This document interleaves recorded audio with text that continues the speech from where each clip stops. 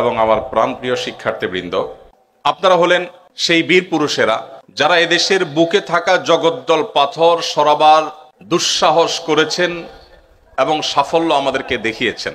আপনারা সেই জেনজি প্রজন্ম, আপনারা এদেশের ভবিষ্যৎ, মুসলিম মিল্লাতের ভবিষ্যৎ। আপনাদের চেতনা এবং কর্ম এটাই এই জাতির মূল চালিকা শক্তি। এই জাতির গন্তব্য কোথায়, এই জাতি কোথায় গিয়ে থামবে, কতদূর যাবে, সেটি আমরা দেখতে পারি আপনাদের চেহারা থেকে। আমাদের তারুণ্যের দিকে তাকালে আমরা আজ করতে পারি, অনুভব করতে পারি যে আমাদের গন্তব্য কোথায়, আমরা কোন দিকে যাচ্ছি। যেহেতু তরুণরাই সমাজের ভবিষ্যৎ, অতএব প্রিয় নবী সাল্লাল্লাহু আলাইহি সাল্লামের জীবন চরিত, তার সিরাত, এটা সবচেয়ে বেশি প্রাসঙ্গিক, সবচেয়ে বেশি প্রয়োজন তরুণদের জন্য। দ্বিতীয়ত, প্রতিকূল পরিবেশে সবচেয়ে স্বল্পতম সময়ে নিজের মিশনকে সবচেয়ে বলিষ্ঠভাবে, শক্তিশালীভাবে বাস্তবায়ন করবার দৃষ্টান্ত স্থাপন করেছেন যেই সর্বকালের সর্বশ্রেষ্ঠ মহামানব, সেই হযরত মুহাম্মদ সাল্লাল্লাহু আলাইহি ওয়াসাল্লাম তরুণদের জন্য তার জীবনে সবচেয়ে বেশি প্রাসঙ্গিক এই জন্য যে তরুণদের সামনে বহুবিধ চ্যালেঞ্জ আছে, বহুবিধ বাধা আছে।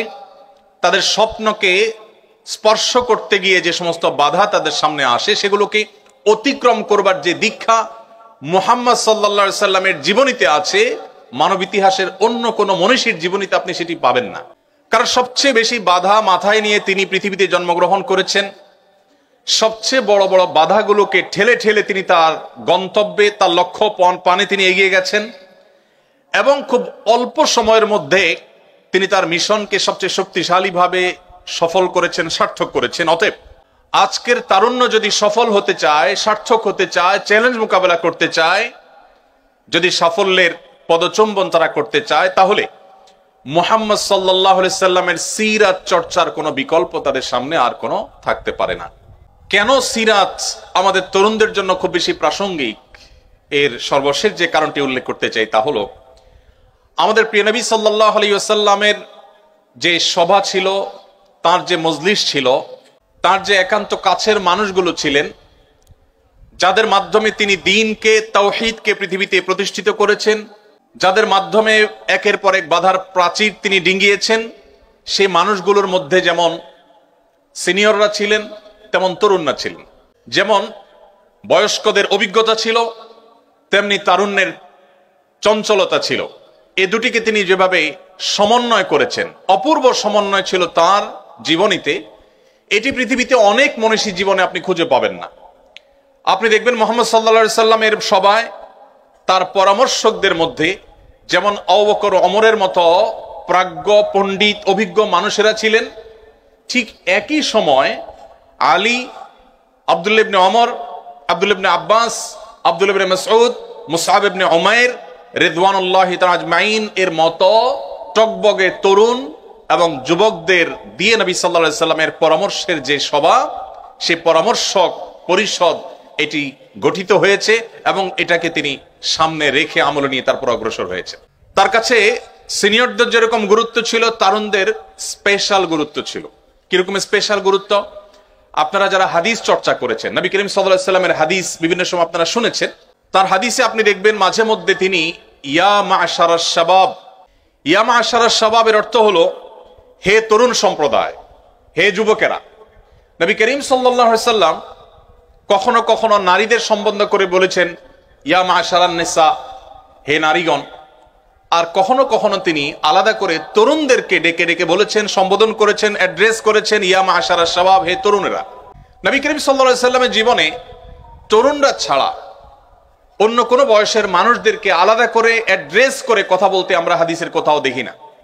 এবং শুধুমাত্র একবার নয়, বরং নবী সাল্লাল্লাহু আলাইহি সাল্লামের জীবনে বারবার এই ঘটনা ঘটেছে যে তিনি তরুণদেরকে আলাদা করে অ্যাড্রেস করেছেন। এখান থেকে বোঝা যায় যে প্রিয় নবী সাল্লাল্লাহু আলাইহি সাল্লামের কাছে আপনারা, অর্থাৎ তরুণরা, খুবই গুরুত্বপূর্ণ ছিলেন এবং তরুণদেরকে তিনি আলাদা করে অ্যাড্রেস করতে ভালোবাসতেন, পছন্দ করতেন এবং তরুণরাই তার মিশনকে সাকসেস করতে সবচেয়ে বেশি যারা ভূমিকা রেখেছে তাদের মধ্যে অগ্রগণ্য ছিল, অগ্রগামী ছিল।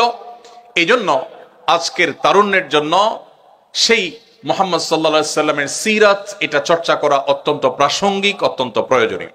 সিরাত চর্চা আমাদের তরুণদের কি কি বেনিফিট এনে দিতে পারে, কি সুবিধা এনে দিতে পারে, আমাদেরকে কি কি সার্থকতা এনে দিতে পারে।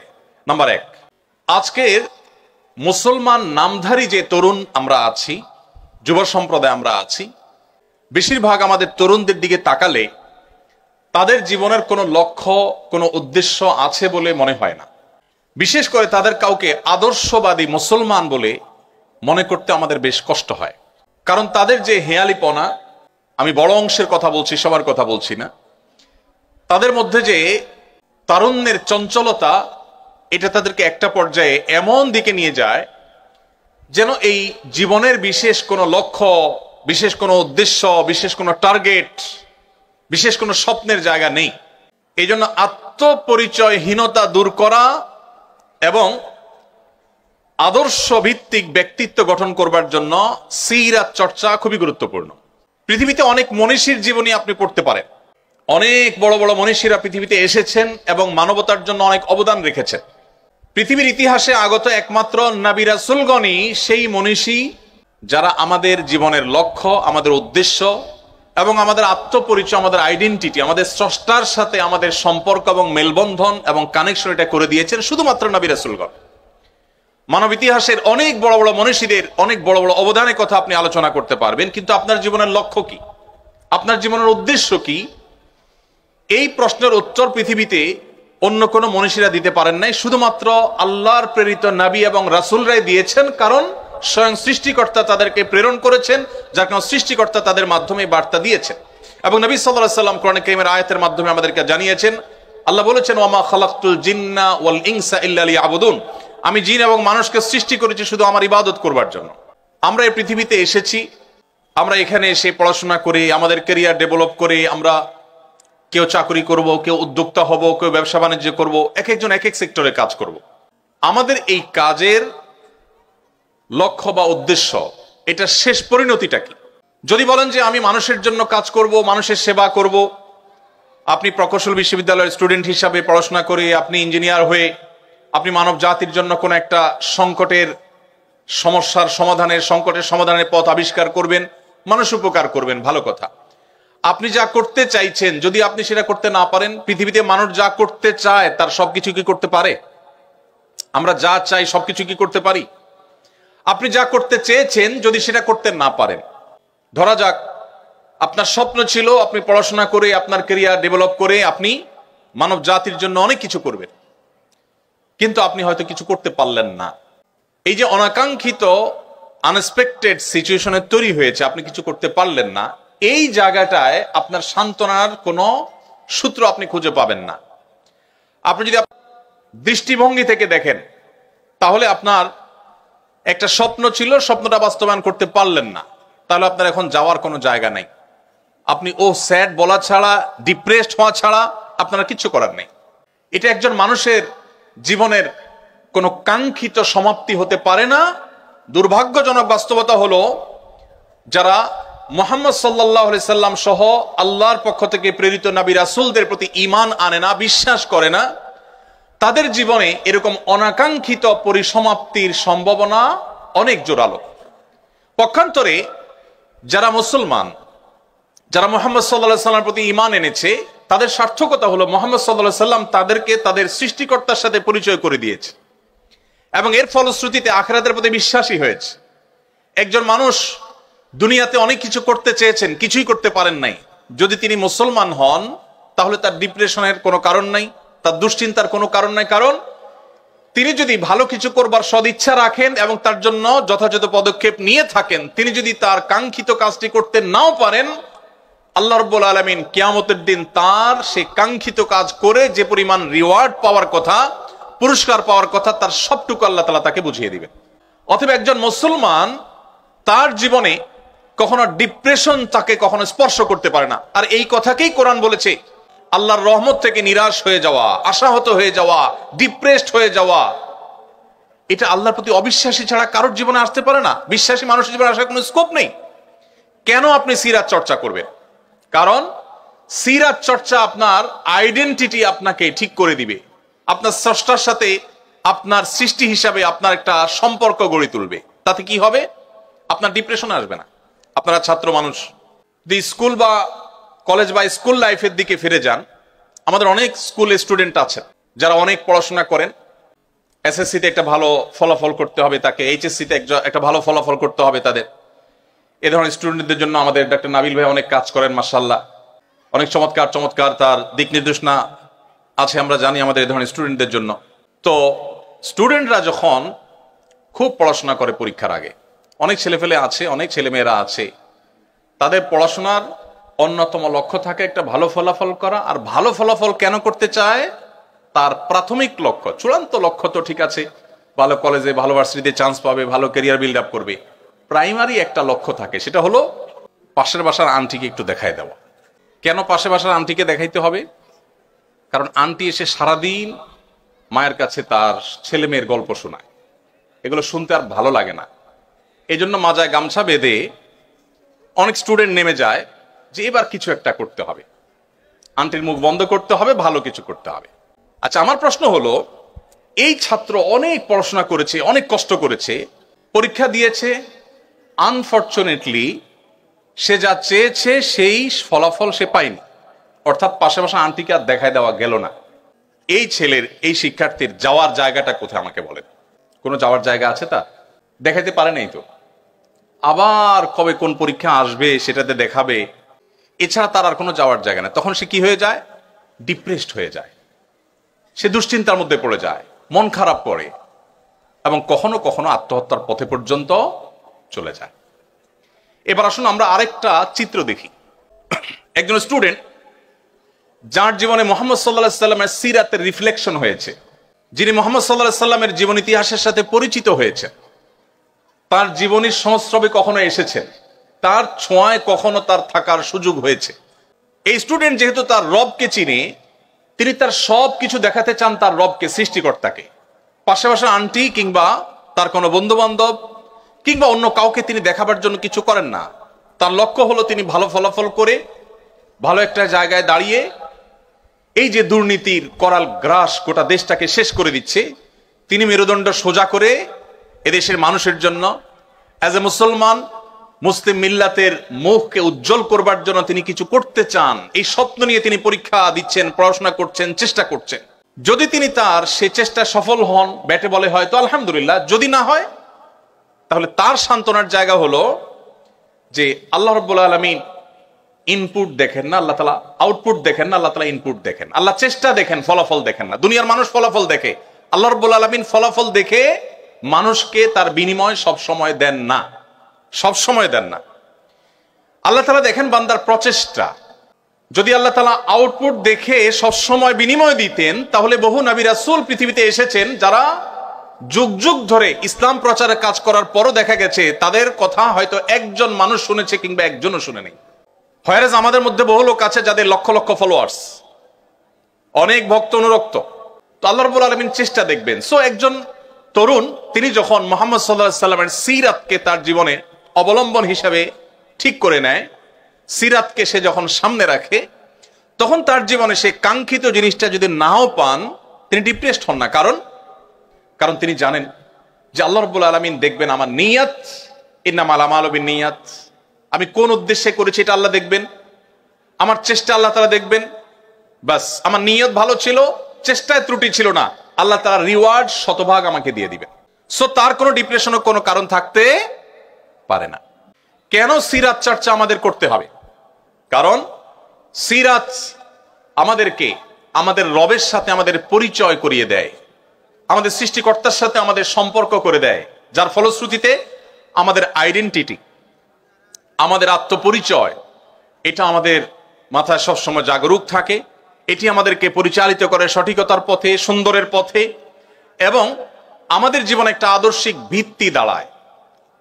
অস্ট্রেলিয়ার কোন একজন গবেষক তিনি বলেছেন যে এই পৃথিবীতে আমরা কেন এসেছি আমি জানি না, তবে এটুকু নিশ্চিত, খেয়ে পরে দিন পার করার জন্য আমরা এই পৃথিবীতে আসিনি।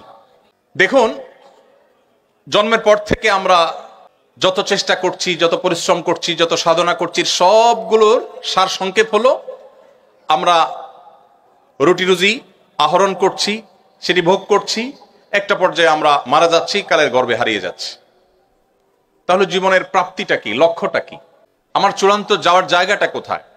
নবী করিম সাল্লাল্লাহু আলাইহি সাল্লাম আমাদের সেই প্রশ্নের উত্তর দিয়েছেন যে আমাদের জীবনের এই সকল কর্মকাণ্ডের প্রাপ্তি অপ্রাপ্তির হিসাব মেলাবার জন্য আল্লাহ তাআলা ইয়াউমুল আখিরা প্রতিষ্ঠা করবেন। যিনি আমাদেরকে শূন্য থেকে সৃষ্টি করেছেন, তিনি আমাদেরকে মাটির সাথে মিশিয়ে যাওয়ার পর আবার সেখান থেকে আমাদেরকে সৃষ্টি করবেন এবং আমাদের প্রাপ্য বুঝিয়ে দিবেন। যার কারণে একজন মুসলমান তিনি আদর্শের ভিত্তিতে, তার আদর্শিক একটা ভিত্তির উপর তার জীবন দাঁড়ায়, তার আইডেন্টিটি তৈরি হয়, তার আত্মপরিচয় তৈরি হয়।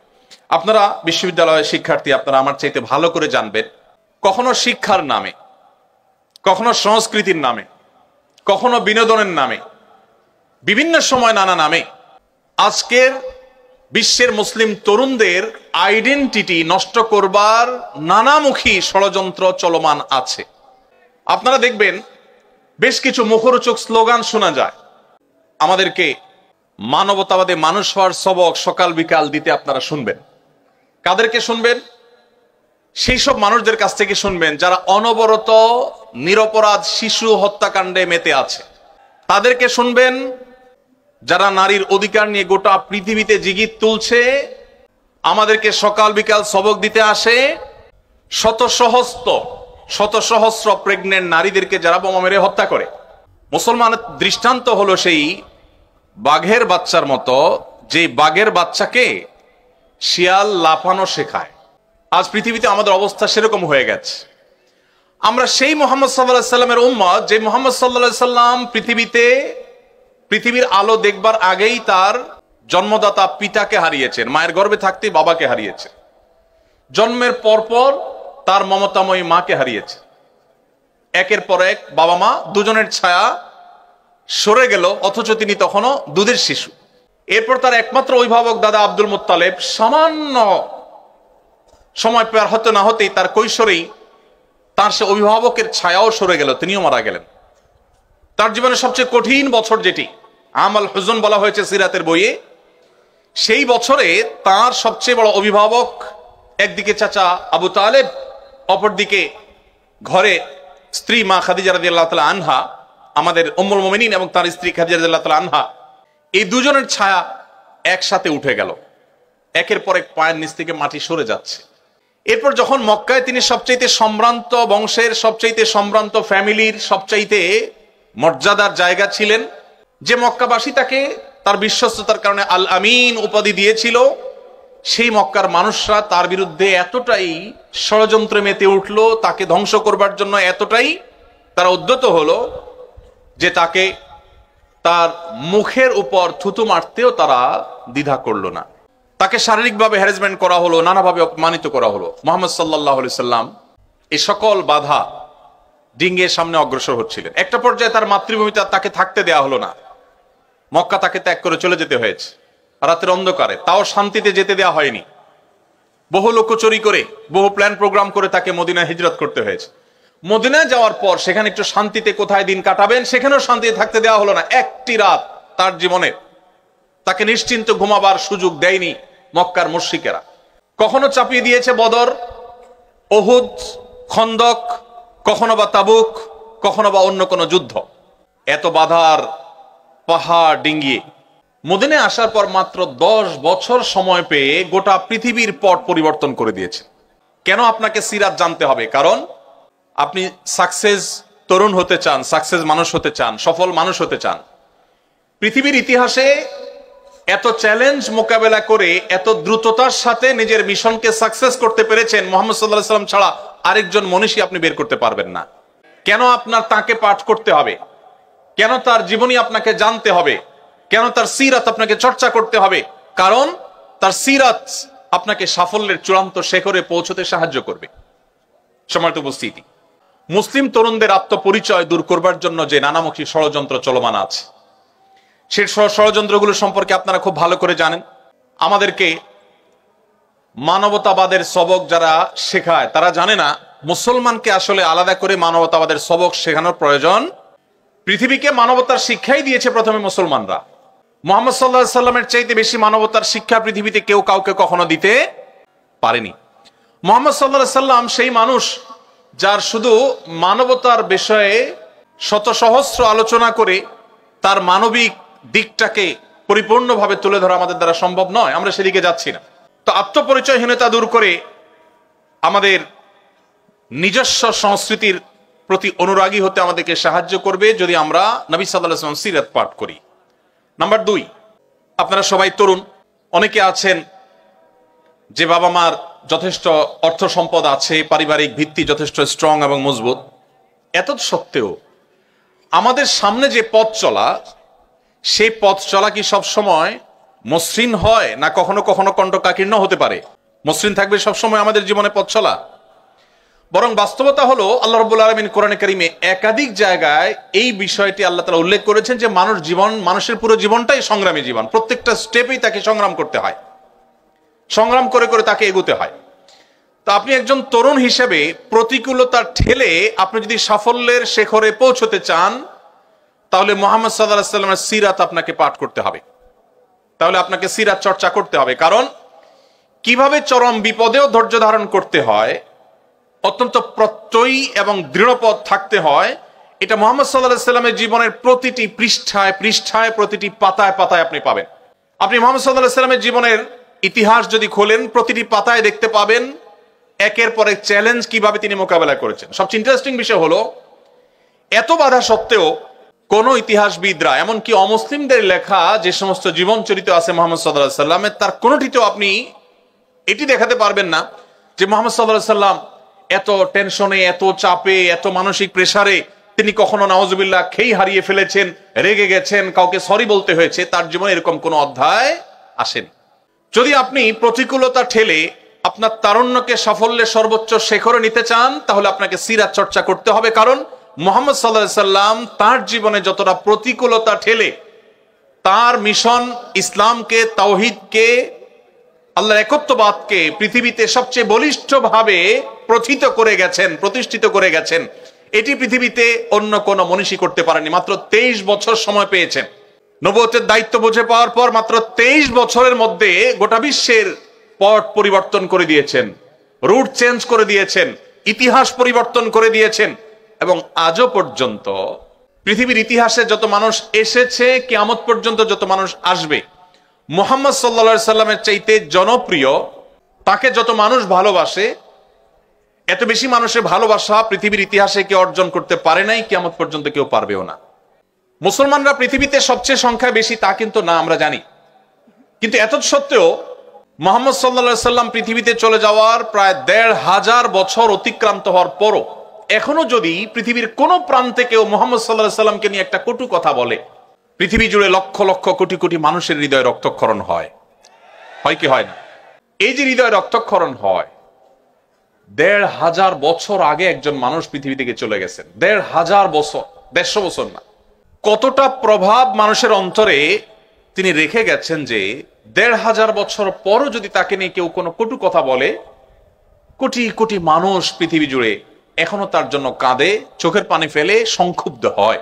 এর বিপরীতে আসুন, মাত্র ১৫০ বছর, ১৫০০ না, মাত্র ১৫০ বছর আগে পৃথিবী থেকে চলে যাওয়া কোনো মনীষী, হতে পারেন কোনো প্রভাবশালী পলিটিশিয়ান, হতে পারেন কোনো বড় বিজ্ঞানী যার অনেক অবদান আছে মানুষের জন্য, কোনো ধর্মীয় ব্যক্তিত্ব যিনি অনেক বেশি জনপ্রিয় ছিলেন, হতে পারেন যে কোনো সেক্টরের মানুষ, মাত্র ১৫০ বছর আগে পৃথিবীতে ছিলেন, খুবই প্রাসঙ্গিক ছিলেন যখন ছিলেন। তিনি চলে যাওয়ার পর এখন যদি গুলিস্তানের মোড়ে দাঁড়িয়ে কেউ তার ১৪ গোষ্ঠীর নামের তালিকা ধরে ধরে গালিগালাজ করে বা নিন্দামন্দ করে, খারাপ বা কটু কথা বলে, আপনি আশপাশে মাথা ঘুরিয়ে তাকালে দেখতে পাবেন কারোর কোনো ভাবলেশ নেই, কারোর কোনো ভাবনা নেই, কারোর কোনো মাথা ব্যথা নেই। পৃথিবীতে যদি কেউ অমর হতে চায়, পৃথিবীতে যদি কেউ টিকে থাকতে চায়, পৃথিবীতে যদি কেউ সহস্র সহস্র বছর, লক্ষ বছর প্রাসঙ্গিক থাকতে চায়, মুহাম্মদ সাল্লাল্লাহু আলাইহি সাল্লামের জীবন ইতিহাস চর্চার কোনো বিকল্প পথ তার সামনে খোলা নেই। আপনি আমাকে দেখাতে পারবেন না আরেকজন মানুষ ১৫০০ বছর আগে পৃথিবীতে ছিলেন, এখনো তিনি প্রাসঙ্গিক, এখনো তার জন্য মানুষের মন কাঁদে। আপনাদের পছন্দের অনেক খেলোয়াড় আছে, অনেক তথাকথিত তারকা আছে, আমি জানি আপনারা অনেকে ফলো করেন, যাদের হয়তো সোশ্যাল মিডিয়াতে মিলিয়ন মিলিয়ন ফলোয়ার্স আছে। তারা যদি অবসরে চলে যান তাদের খেলা থেকে, তাদের সেক্টর থেকে, কয়েক বছরের মধ্যেই দেখবেন তারা অপ্রাসঙ্গিক হয়ে গেছেন। বড়জোর ১ যুগ ২ যুগ বা সামান্য কিছু বছর হয়তো তাদের নিয়ে আলোচনা হবে, একটা সময় তারা ইতিহাসের পাতায় হারিয়ে যাবেন। কালে ভদ্রে তাদের নাম হয়তো উল্লেখ নেওয়া হবে, তাদের কোনো ভক্ত অনুরক্ত সেভাবে থাকবে না, কোনো প্রভাব সেভাবে থাকবে না। যত নবী রাসূল পৃথিবীতে এসেছেন সবাই পৃথিবীতে সবচেয়ে বেশি প্রভাব সৃষ্টিকারী, প্রাসঙ্গিক। বিজ্ঞানের উৎকর্ষের এই সময়ে এসেও মুহাম্মদ সাল্লাল্লাহু আলাইহি সাল্লামের প্রাসঙ্গিকতা চুল পরিমাণ, বিন্দু পরিমাণ কমে নাই, বরং বাড়ছে। পৃথিবী যত সংকটে নিপতিত হবে, যত সংকটের মুখোমুখি হবে, মানবতা যত বিপর্যস্ত হবে, তত বেশি মুহাম্মদ সাল্লাল্লাহু আলাইহি সাল্লামকে স্মরণ করতে বাধ্য হবে। মানবতার সামনে আল্লাহর প্রেরিত রাসূল, মহান সৃষ্টিকর্তার প্রেরিত দূতের দেখানো পথ ছাড়া সত্যিকারের এবং দীর্ঘস্থায়ী সমাধানের এবং মুক্তির আর কোনো পথ খোলা নেই।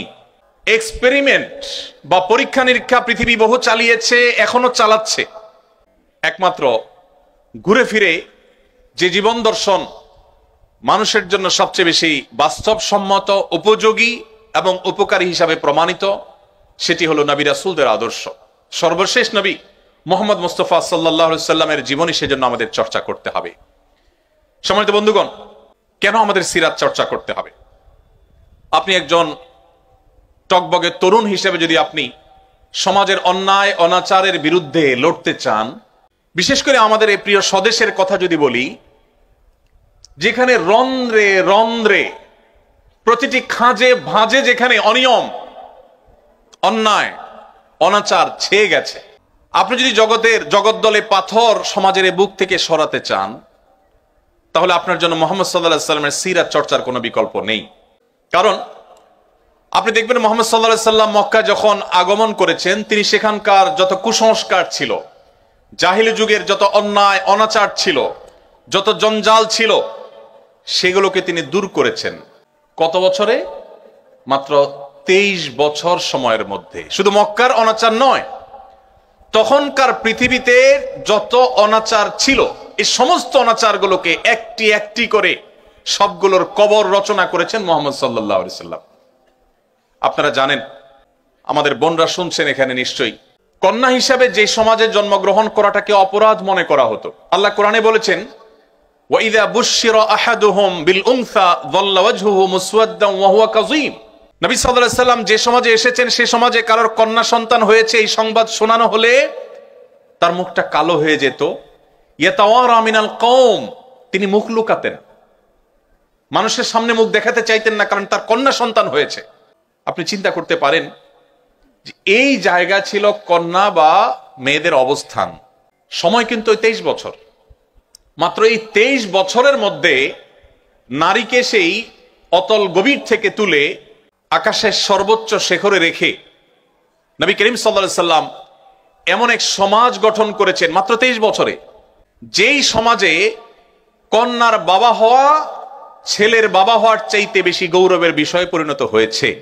আপনারা অনেকেই হাদিস জানেন, নবী করিম সাল্লাল্লাহু আলাইহি সাল্লাম বলেছেন, কারোর যদি 2টি কন্যা সন্তান থাকে এবং সে যদি সেই 2টি কন্যা সন্তানকে সুশিক্ষা দেয়, সঠিক দীক্ষা দেয়, তাদের মধ্যে কোনো বৈষম্য না করে, সুবিচার করে, তাদেরকে সুশিক্ষা শিক্ষিত করে, আদর্শবান মুসলিম করে, ভালো পাত্রস্থ করে, এক কথা তাদের সকল অধিকার যদি সঠিকভাবে আদায় করে, এবং কন্যা সন্তান হয়েছে এটার জন্য তিনি কোনো লজ্জিত, অনুতপ্ত বা হেজিটেশন ফিল না করে প্রাউড ফিল করেন, নবী করিম সাল্লাল্লাহু আলাইহি সাল্লাম তার জন্য জান্নাতের, বরং নবী সাল্লাল্লাহু আলাইহি সাল্লামের সান্নিধ্যে জান্নাতে থাকার শুভ সংবাদ দিয়েছেন।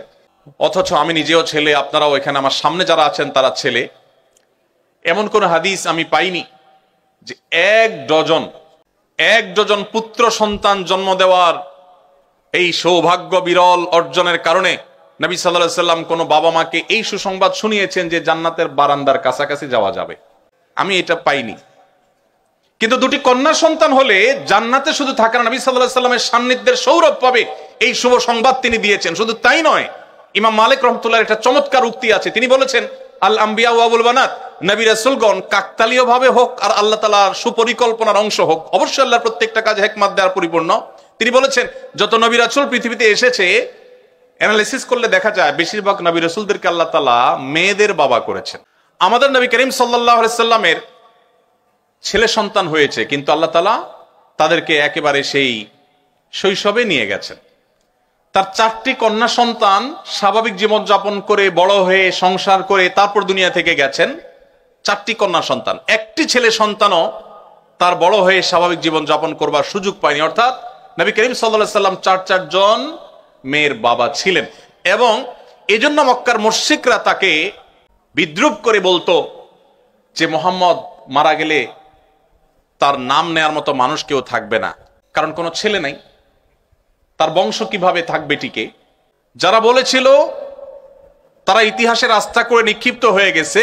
মুহাম্মদ সাল্লাল্লাহু আলাইহি সাল্লামের নামে নামকরণ করা পৃথিবীর যে কোনো দেশে, যে কোনো সমাজে, বিশেষ করে যেখানেই মুসলমান আছে সেখানে আপনি দেখবেন, এমনকি ইংল্যান্ডের সন্তানদের নামকরণের ক্ষেত্রে দেখা গেছে যে প্রায় বছরই সবচেয়ে বেশি সংখ্যক সন্তান বা শিশুদের নাম রাখা হয় মোহাম্মদ নামে।